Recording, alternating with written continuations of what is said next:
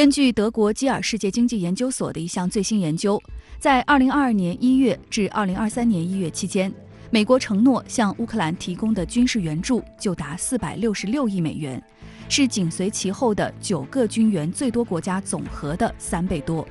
在没有本国地面部队驻扎的情况下，美国过去1年对乌军事援助466亿美元，已经超过越南战争时年均军费开支的1半，并且超过了阿富汗战争期间年均军费开支。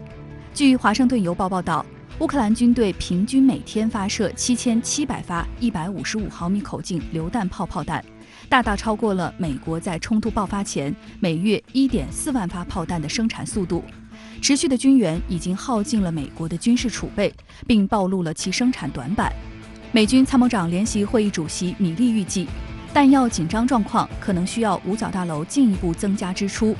最近的民调也显示，40%的共和党人认为美国对乌克兰的援助太多，这一比例远远高于1年前的9%。其实美国国内对美国向乌克兰大量提供这种军援一直存在不同的意见，但是向乌提供军援是美国军工复合体的要求合理，因为我们知道美国的军工复合体它这个里面既有国会五角大楼的决策的官员，也有美国军工企业的这些军火巨头，他们是一种权力和金钱的结合，为了就是他们的这个利益，他们不会顾及这些不同意见的。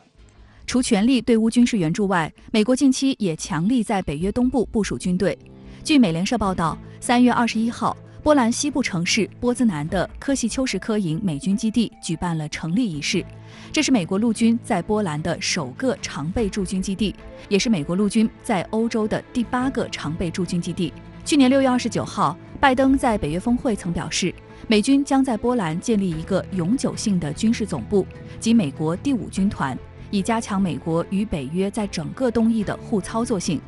截至目前，有1万多名美军士兵驻扎在波兰，他们此前属于驻波兰地区支援军团，现在已经升级为在北约东翼的第1支美国陆军常备驻军。波兰防长布拉什扎克在21号的基地成立仪式上表示，常驻这个词非常重要，并称赞波兰与美国的合作是典范。根据德国智库的研究，截止1月，美国承诺向乌克兰提供的军事援助就达466亿美元，甚至超过了阿富汗战争期间的年均军费开支。请教一下秦先生，为何美国在对乌军援上如此舍得砸重金呢？当下这个俄乌冲突虽然这个美西方是代理人战争，没直接上场，但是他们面对的对手是俄罗斯。俄罗斯的这个军事能力、军工生产能力在全世界都是数1数2的。所以在这种情况下，又面临这么大的、这么激烈的一个战场情况，这么大的一个消耗，所以美国要不断的投入这种援助，而且美国认为当下俄乌冲突是一个非常好的机会，跟英国一样，就是打压削弱俄罗斯所以他们一定要坚持把这场作战打下去，并且扬言一定不能让俄罗斯赢。那么在这种情况下，乌克兰的整个的军工体系，包括国民经济已经处于一种崩溃的停滞的状态，那么就一切的作战都要靠西方的输血，那么美国就要源源不断的提供。其实还有一大块援助，就是当下乌克兰整个它政府的运作，这些公务员的生活工资开支都要靠美国和欧洲提供这个资金，那笔钱其实比军费还要多，比这个军援开支还要多。也就是说，整个现在乌克兰无论是军事还是正常的社会的运作，都要靠西方的输血，因此这个消耗是巨大的，美国提供的这种资金量也是巨大的。美国本月初宣布了新一批军事援助乌克兰的方案，这批援助的资金来源是动用总统提取权授权批准的，无需经国会批准。请教一下杜先生，对拜登这种操作您是如何看？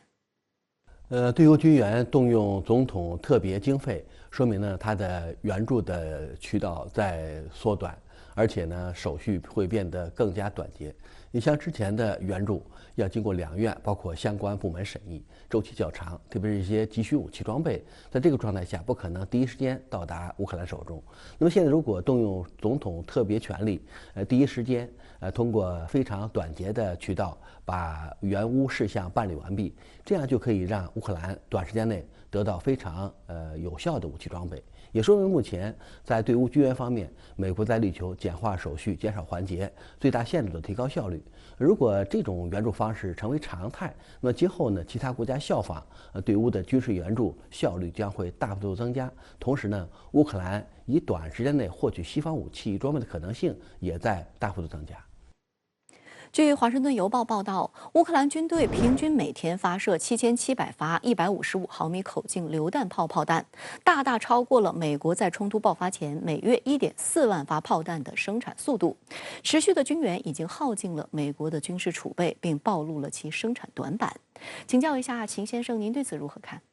当下我们知道乌克兰啊，它本身飞机就已经很少了，有也可能是一些老旧的苏俄留下的飞机啊。那样的飞机即使能挂西方武器，也需要改装啊，数量又很少，所以西方主要提供的还是地面上的这种炮弹，而这种炮弹的生产恰恰反映出美国包括西方国家军工体系的一些弊端和短板暴露出来了。那么实际上现在在美西方军火的生产已经高度的集中和垄断，美国主要集中在5家公司啊，英国、法国更集中，英国可能集中在1家公司，就是 BAE 系统公司，然后法国可能是2、3家。在这种高度垄断的情况下，实际上军方像这样一些公司购买产品的时候啊，没有什么议价空间，而且这样的公司在和平时期它的生产效率是很低的，啊，这个像155这种普通的弹药，它的生产力包括库存都是很低，显示出在这种和平时期，特别是这种巨大的普通弹药的消耗和库存方面，美西方是存在巨大的短板啊。在这种消耗面前，如果它真正打起大仗，它没有供应的话，实际上是无以为继的。而且也说明美国自从越战之后啊，它的历次战争它都采取一种短平快，包括精确打击的模式来结束作战。但是，一旦遇到这种回归甚至于2战那样的传统模式的地面消耗战的时候，它的整个武器的生产、武器的库存都存在很大的短板和问题。波兰总理莫拉维茨基近日在谈及俄乌冲突时表示，有一些国家在对乌提供军援等问题上犹豫不决，包括德国。请教一下杜先生，为什么波兰总理会发出这样的指责呢？首先，波兰位于最前线，如果波兰援助乌克兰引发了地区局势的骤变，特别是俄罗斯把波兰作为主要攻击目标，这样作战行动一旦外溢，波兰将是首当其冲接受报复的国家。在这个状态下，必须保持在乌克兰，包括在东欧地区强大的军事压力。所以2线国家不能犹豫，必须要把自己的经费、武器装备，尽可能多的向乌克兰援助。这样呢，在乌克兰消耗俄军的战略目标就可以实现。第二呢，目前在东欧地区，波兰是美国、北约的模范国家不仅 GDP 占比达了2%。而且大量向美国采购各种武器装备，实际上呢，也在借助自己的这种谴责，引发美国的愤怒。如果美国对2线北约国家援助乌克兰的节奏，包括数额，采取一些胁迫手段，这样呢，援助乌克兰的款项，包括物资以及呢各种武器装备弹药将会更加强劲。